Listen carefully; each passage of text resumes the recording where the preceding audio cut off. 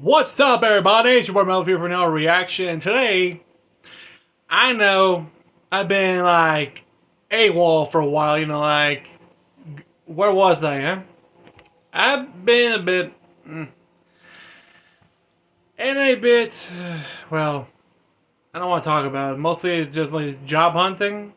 Mostly of my career, which it's not easy when you try to find a job that you work hard to stay for in this damn island. But yeah. I'm back here again, this time with a reaction. So we're gonna react to Guillermo del Toro's Frankenstein. Set to release on Netflix, which I thought it'd be in theaters, but okay. As you know, he already did a good, one hell of a banger back in 2022 with his own version of Pinocchio, which it was better. I think that 2022 was the year of the Pinocchio. The meme, the cringe, the best. And here we have his version of Frankenstein, which, hey, last year we had Robert Eggers' Nosferatu. Now we have Guillermo del Toro's Frankenstein, which is quite good, actually. There's a lot of people talking about Robert Eggers. Now, his next one will be called Werewolf, which sets in the 1300s, which that would be quite interesting because it's the beginning of the myth of the werewolf began around the medieval age. So, okay. A lot of people try to like, what's the next idea? And one of us found the opera, which, hey, if he managed to perfectly did a remake of the 1922 iconic horror film from the silent film era, I guess he'll have a good chance of doing the 1925 one. Hey, how about Hunchback of Notre Dame? Hey, if Guillermo del Toro gave the middle finger to Disney when they tried to do their cringe version, I think Robert Eggers should do one of the 1923 version of Hunchback because, hey, he's quite good at it. And I tell you what, I hope so, but hey, who knows? But yeah, before we begin, did you hit the bell? Hit the bell? Yeah, no. Sorry. Did you hit the bell? Yeah, you know what I mean. Let's check it out in 3, 2, 1, go. I had determined that the memory of my evils. They lowered the volume just to get copyrighted. Oh. Yeah. Some of what I will tell you is fact. Oh. Hey. Some is not. But it is all true. Ooh. What manner of creature is that? Oh. What manner of devil made him? I did. Nice. I had a vision. Oh. Nice An coffin. idea took shape in my mind. Inevitable. Unavoidable. Until it became truth. Oh, this fall. Okay. Ho.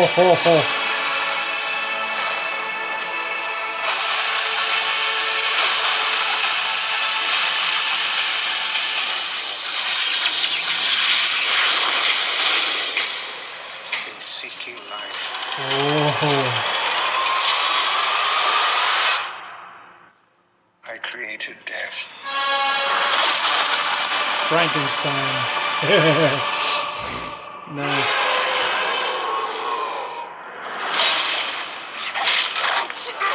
Whee!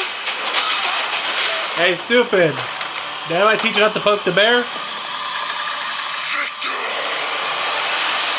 I'll start. Okay. Okay, that looks pretty good. Okay, we got Arthur Isaac playing Dr. Frankenstein. We have Jacob Elordi, Mia Goth, and Christopher Waltz. Okay, but when is this gonna be coming out? November. Hell yeah. So yeah, Frankenstein. I'm going for it. November. Why November? I wish it was in October. It'd be pretty cool. Do we have any other good movies coming out in October? I gotta check, but still, I'm hooked. It looks pretty cool. I liked it, and there's something about it. It's like it's kind of like the one from it's kind of like the other one from the '90s. Like Mary Shelley's Frankenstein is like telling, but has a bit more detailed, more change, more upgrade to the original, like from the '90s with Robert De Niro playing the monster. You know that movie?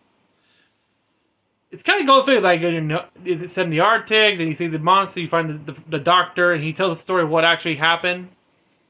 It's actually pretty cool, and plus this is Guillermo del Toro we're talking about here, so he's making absolute cinema right here. Hey, we're getting return of classic horror films and directed by the right people. And even Guillermo del Toro, because, okay, he did mention about Robert Eggers, because Robert Eggers once tried to take his hand on Frankenstein and it didn't work well, so he let Guillermo del Toro do it, so, hey, a perfect match in heaven. But still, we got Oscar Isaac, you know what I'm talking about, the guy who played Poe in Star Wars. And the voice of Gomez Adams in the anime version of the Addams Family, which... There's a lot of good films coming out of horror films. Recently, I think back in May, I saw The Clown in the Cornfield, and I was actually quite interested in it. I have to do like a review of Clown in the Cornfield later on, because that's something I'm talking about. It's talking about how one generation sees the other generation, how one despises the other and the other despises the other. It's like a repeat loop of different generations, like the baby boomers, from the millennials, the zennials, you know what I'm talking about. Jesus. Whew. And now we have, well, technically, also I'm planning to watching the movie Fear Street Prom Queen, which it's the fourth in the Fear Street series. Well, technically, I think it's a solo film, since the first three are 3 parts, connect you to it, like kind of like a loop of a curse. This could be interesting for Guillermo del Toro, and I'm quite excited to see this movie. One, who hasn't read the novel Frankenstein, which I have the book right here. Let me just pause here for a minute, and we're back. And like I said, I do have the novel here, Frankenstein. I recommend this book. I kind of like the design. I know it's not like hardcover, but I like the style of it. There's also the same one for Dracula, but I kind of like the style. It looks pretty cool. I do have other novels starring horror films. I think my first one has to be this one here. This one here. If you know what it is, let me open it for you. The Phantom of the Opera. Kind of like the hardcover. No detail, no none. A good story. And this is something I didn't know. Frankenstein wasn't a recommended read in high school. It's like, where was this while I was in high school? Because here in Perigo, we really teach about Don Quixote, and I was lucky I didn't read that book. That book's like a Bible. Whew! And in the final project, you had to do like an essay on that. Like, damn. My cousins did that, and I don't know how. I was lucky. But I didn't do that. Nope. I know it's supposed to be an iconic literature, Spanish literature, but damn. I'm sorry, but for Frankenstein over Don Quixote. Even though it's kind of like, okay, over here, pretty good, it's kind of, you see some like artworks of the famed character. Literally everywhere. Skinny guy, armor, his companion on a donkey. Damn. But anywho, let me know what you think of Guillermo del Toro's Frankenstein. Are you hyped for it? Do you want to see it? Do you want to recommend it to your friends? Hey, go right ahead. Me? I'm going to see it. It doesn't say when. I got to check when is the date. What November? November what? I know it's this year.